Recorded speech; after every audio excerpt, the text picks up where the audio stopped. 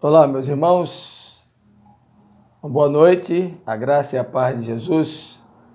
Nessa semana estaremos trazendo uma reflexão bem objetiva sobre a primeira carta de João.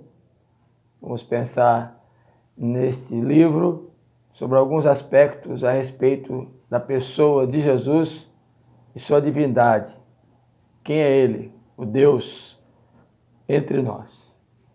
Então, gostaria de ler com você apenas um versículo do capítulo 1, iniciando esta série. Diz assim o texto sagrado: Ora, a mensagem que da parte dele temos ouvido e vos anunciamos é esta, que Deus é luz e não há nele treva nenhuma.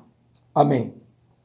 Eu creio que você sabe que a primeira carta de João foi escrita por volta dos anos 90, no final do primeiro século, e tinha uma finalidade muito grande, semelhante ao seu evangelho, que era mostrar a divindade de Jesus. Aqui na sua primeira carta, igualmente escrita para judeus e gentios, tinha esta mesma finalidade, mostrar que Jesus é Deus. Era uma carta para combater o gnosticismo, a filosofia gnóstica, que dizia que Jesus não havia vindo em carne. E é interessante que os versículos que antecedem ao verso 5 que nós lemos nesta noite, diz que ele é desde o princípio, como temos ouvido, o que temos visto com os nossos próprios olhos. João estava se referindo ao que ele contemplou da pessoa de Jesus em sua própria vida e que pôde, inclusive, entender, apalpar a respeito do verbo da vida que é Deus. Aí ele remonta o seu pensamento àquilo que ele já havia dito lá no seu evangelho, quando diz que no princípio era o verbo estava com Deus e o verbo era Deus. E ele fala no versículo 2 que a vida se manifestou nele. E nós temos visto, damos testemunho disto. Ou seja, a intenção de João era mostrar para os cristãos do primeiro século e combatendo o gnosticismo que Jesus é Deus.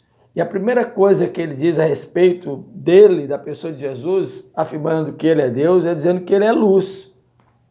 É interessante a gente pensar na figura da luz, porque nas Escrituras Sagradas ela simboliza a divindade. E quando a gente olha para Gênesis capítulo 1, lá no versículo 3, nos é dito que no início de tudo, quando a terra era sem forma e vazia, e que havia um grande abismo, e na face do abismo pairava esse caos, essa desordem. Quando Deus deu início à obra da criação, a primeira manifestação do seu poder foi de haja luz. A luz representa, então, esta divindade de Deus, esta ação de Deus como o Deus criador. E é bom a gente pensar sobre isso, porque quando o versículo 5 está dizendo e afirmando que o Senhor é luz, é para nos mostrar algumas verdades. A luz representa, como disse, a divindade, e ela representa pureza, ela representa a vida, ela representa aquilo que traduz para nós a alegria, porque ninguém gosta de viver no escuro. E a maior prova disso, vou dar um exemplo aqui físico, humano. Quando falta energia e nós estamos em casa à noite e passa algum tempo escuro, quando a energia volta, você observou que espontaneamente todos nós e a grande maioria das pessoas gritam como se tivesse chegado alguma coisa maravilhosa, porque a luz voltou, todo mundo se manifesta de alguma forma. Então, quando João diz que o Senhor Jesus é luz, está dizendo que ele é Deus e que ele é luz. É interessante que a luz tem uma finalidade. A luz, ela é para dissipar toda a escuridão das trevas que nos é hostil. A luz também, ela é necessária para iluminar nossos caminhos, para que possamos andar com clareza. Não é à toa que o escritor sagrado, o salmista, no Salmo 119, diz que a palavra de Deus, que é o verbo que se fez carne, é lâmpada para os nossos pés e luz para o nosso caminho.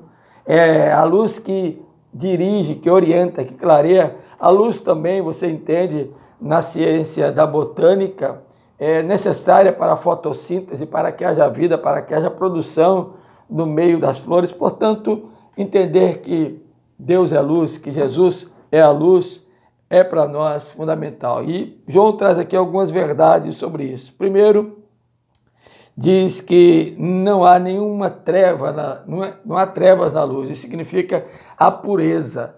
Jesus é santo porque ele é Deus. No versículo do número 6, ele diz que se nós andarmos nas trevas, nós não praticamos a verdade, ou seja, então nós não andamos na luz. Esse é o sentido do versículo número 6. E andar na luz é manter comunhão com o Senhor. Então a luz tem uma finalidade espiritual para nós, que é nos manter em comunhão com o Senhor. Segundo, o versículo 7 diz que quem não anda na luz não está na luz, como Jesus está na luz. Então é necessário que a gente ande na luz, para que a gente tenha purificação dos nossos pecados, para que a gente possa ser purificado em nossa vida e vivermos com clareza em nossa existência, em nossa vida. Então, meu irmão, minha irmã, nesta noite eu queria que você ficasse e entendesse a importância de andarmos com Jesus. Não é à toa que ele diz: eu sou o caminho, a verdade e a vida. Ele é o caminho que ilumina, é a luz que ilumina o nosso caminho, porque ele é a própria luz. Ele é a luz que nos clareia a verdade, para que possamos compreender a palavra de Deus. Ele é a luz que nos dá vida, que produz em nós sentido para a própria vida. Ou seja, quando a gente aceita, recebe, entende a mensagem de que ele é luz, nós estamos dizendo que não vivemos mais em escuridão, que mantemos a comunhão com ele, que temos os nossos pecados perdoados e que certamente vamos andar também como ele andou. Então, meu irmão, minha irmã, nesta noite, nesse momento de reflexão, quando aqui estamos pensando sobre Deus, que na pessoa do seu Filho Jesus Cristo é a própria luz, que tem o caráter, Jesus tem o caráter da luz, Jesus é o próprio Deus que ilumina o nosso coração, que dissipa nossas trevas, que nos dá entendimento daquilo que necessitamos. Somente podemos entendê-lo por meio da luz, que é Jesus iluminando nossa mente e o nosso coração e nos dando clareza e entendimento de que dele precisamos para caminhar de maneira correta e não mais em trevas. Portanto, que ele nos abençoe e nos dê esta compreensão a respeito de quem é Deus na pessoa do seu Filho Jesus Cristo e a sua importância dele para nós. Que ele, pois, nos abençoe e nos dê este entendimento. Vamos orar? Ó Senhor, Senhor nosso, obrigado porque não nos deixaste nas trevas.